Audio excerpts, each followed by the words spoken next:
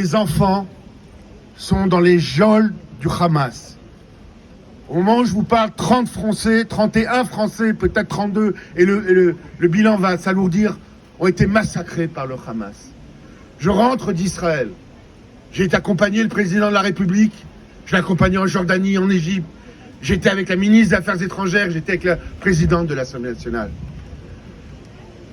Un des crimes les plus barbares de l'histoire de l'humanité a été connu.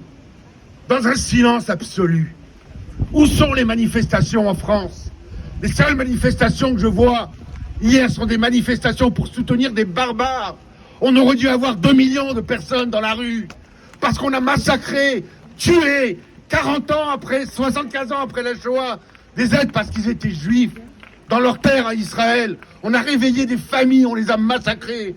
J'ai vu 5 corps tués, massacrés, brûlés, des femmes violées devant leurs enfants, des femmes enceintes violées. On a tiré le fœtus, on a coupé en deux le fœtus et on a brûlé la famille. C'est ça qui s'est passé.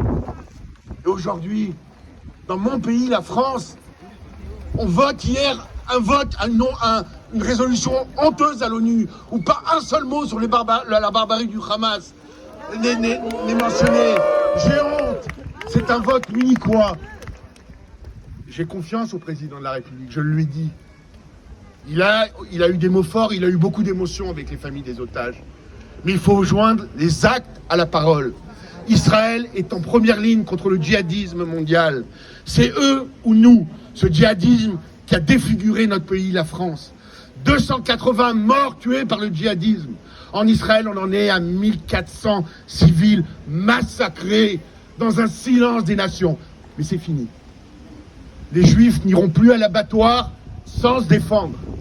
Ils ont un État, l'État juif qui est le certificat d'assurance vie, pas simplement des Israéliens, de nous Juifs français, de tout le peuple juif. C'est Israël. Et Israël va gagner cette guerre. Et Israël va tuer un par un comme un unique. Tous les gars du Hamas, ils vont être tués parce qu'ils ont massacré des femmes, des enfants avec des actes de barbarie. Nous n'oublierons pas Zecher et Zecher Amalek. Al Tishkach. N'oublie pas ce qu'a fait Amalek, je le dis sous contrôle du grand rabbin Lelouch, lorsque je ne suis pas rabbin, mais ce qu'a fait le Amalek au peuple juif lorsqu'il est sorti d'Égypte. Ce qu'ont fait, vous savez, ces gens-là dans le kibbutz, des gens qui prônaient l'amour, la fraternité, qui étaient à gauche, qui ont tout donné parce qu'ils croyaient en la paix. Nous croyons, nous voulons la paix. Mais avec qui? Avec des barbares? Avec des gens qui veulent nous jeter à la mer? Qu'est-ce qu'on a hurlé hier à la République? De la mer au Jourdain? Quel deux peuples pour 2 États? Ils veulent un seul État, la Palestine, de la mer au Jourdain. Il y a un seul et minuscule État juif, parmi un océan de kilomètres carrés arabes. Il y a beaucoup de, entre parenthèses, beaucoup de pays arabes veulent la paix. Ils ont tué les accords d'Abraham qui étaient signés. On allait vers la paix. Netanyahou devait aller au Maroc. Netanyahou parlait à MBS. Il devait signer avec l'Arabie Saoudite, les Émirats.